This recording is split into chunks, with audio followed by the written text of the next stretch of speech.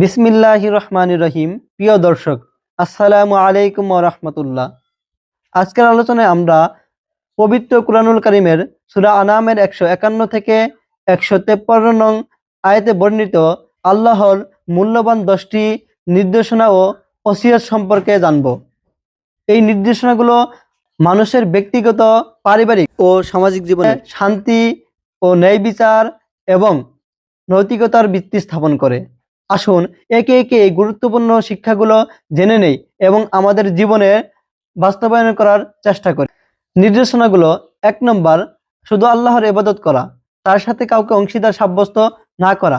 2 নম্বর, পিতামাতার সাথে সদ্ব্যবহার করা, কথা কিংবা কাজে তাদেরকে কষ্ট না দেওয়া। 3 নম্বর, দরিদ্র ও লজ্জার ভয়ে সন্তানকে হত্যা না করা।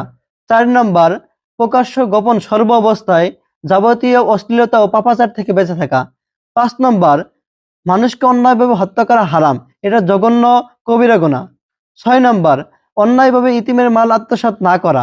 7 নম্বর, সঠিকভাবে ওজন করা। 8 নম্বর, বন্ধু ও শত্রু নির্বিশেষ সকলের সাথে ইনসাফপূর্ণ আচরণ করা। 9 নম্বর, আল্লাহর সাথে কৃত অঙ্গীকার পুরা করা। 10 নম্বর, সিরাতে মুস্তাকিমের অনুসরণ করা, এছাড়া সব পথ পরিহার করা। প্রিয় দর্শক, আসুন আমরা আল্লাহ তাআলার এই 10টি নির্দেশনা নিজের জীবনে বাস্তবায়ন করার চেষ্টা করি এবং অন্যকে জানাই। আল্লাহ তাআলা আমাদেরকে সঠিক পথে চলার তৌফিক দান করুন। আমিন।